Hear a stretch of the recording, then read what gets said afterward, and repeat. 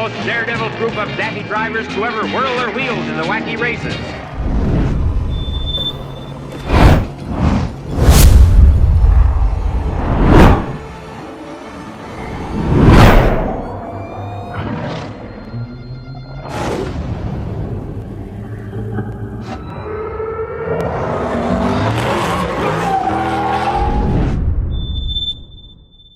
Yo, what up guys? Welcome back to the vlog. So we are now here at Dino's shop, Gatsby Racing. Shout out Gatsby Racing for letting us use the shop. We got the Maserati up on the lift now. We're about to install all the Oracle lighting, the Underglow, the wheel lighting. We have Will that's gonna help us fabricate some brackets for the back of the wheels, and we're gonna wire this all up and check it out. I'll show you guys everything that Oracle had sent me here. Right here we have the wheel light kit, and that is from Oracle for the wheels. This is the Underglow kit here. Looks like this. So that's the Oracle Underglow kit. This is the Oracle interior lighting. And then we got a BC1 color shift controller that will actually control all the lights and just kind of sync them all together so they all run on the same thing. We already pre-drilled the holes for the battery that's underneath, because on the Maserati Gran Turismo, the battery is in the trunk. So we already pre-drilled the hole there so we can run the cables up into the battery. And we got, what's your name?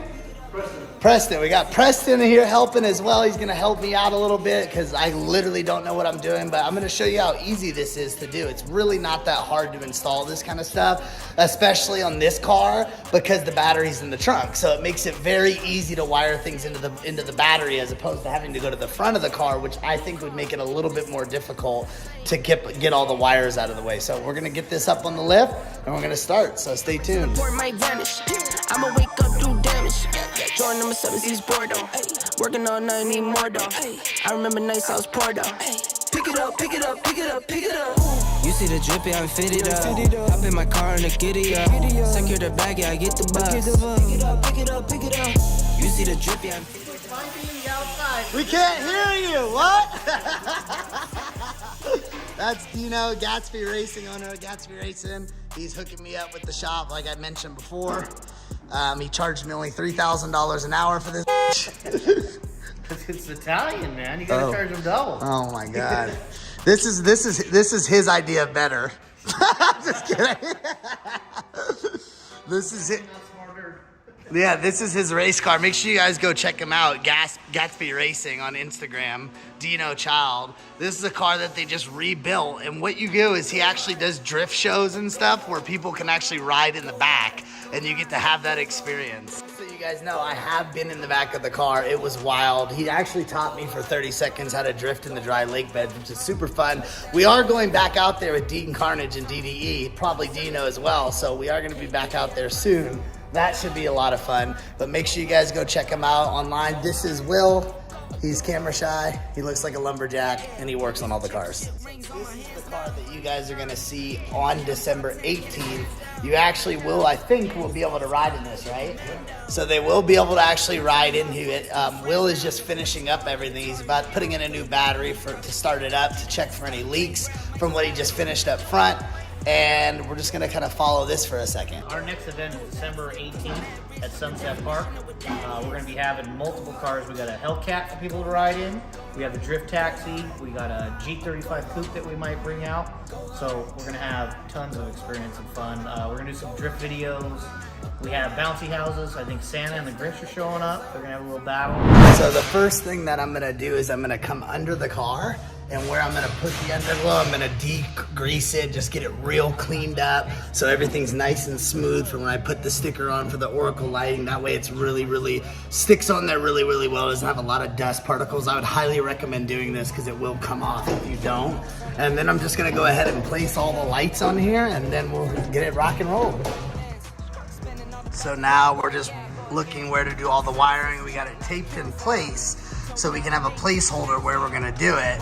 And now, what's your name? Preston. Preston, sorry, I keep saying it wrong. Preston is doing all the wiring. He wires all the cars here at Gatsby Racing, so this is kind of cake work, but probably annoying for him because they gave you 40 feet of extra wire. Yeah. I think they do that is because they put this on a lot of trucks. Yeah. and you need that extra room. How long have you been doing this? My dad was an electrician, so I started playing around with wires in my garage when I was in elementary school and just kind of kept doing it. Golly. So you can definitely hook up a TV. Yeah. Just kidding. Running it up along the top of the subframe to keep it away from the heat of the exhaust and all the moving parts of the suspension. Got it, okay. So nothing gets pinched or burnt. I'm cutting all this extra off and cutting it down to exactly what we need and trimming the lights and resoldering back on so it'll fit right in there away from the exhaust and all that heat. Nice. So what we basically did is every piece of wire near the exhaust got heat wrapped with Raychem heat shrink, all heat resistant stuff. Cut everything that was way too long and actually got everything cut to length. Zip tied all up so nothing sags, nothing droops. Everything's all tucked up high away from anything that'll ever hit the ground if you go over any high spots, speed bumps. Split off this front one right here to go up into the grill so we can actually have that whole grill lit up on the same controller so it'll all be in sync with everything underneath the car and do the same thing if you want to do any dash lights, interior lights. And then you shortened some of the cords and soldered them so it was really, so everything fit perfectly because they gave us so much extra length in the cord. Yeah, some of them are like 6-8 feet too long, so cut everything down, shortened it to the length that we personally needed, and resoldered everything, used all heat resistant material to cover it all back up so it was better than before. And good to go. Good to go. Bam. And 6 hours later,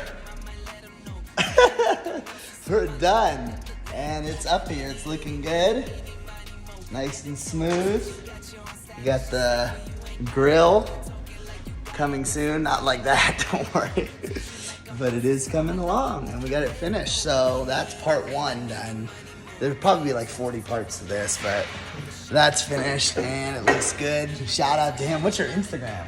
It's Preston with 2 N's dot Will, W-I-L. Preston with 2 N's dot W-I-L. Shout out. He f***ing crushed it. So, all right. Well, anyway, we're going to get this dialed up and then we're going to show you guys a little test right here. But we are finished with the Underglow and added that front grill. He did that out of just creation. He was like, oh, we can also throw a light in the grill.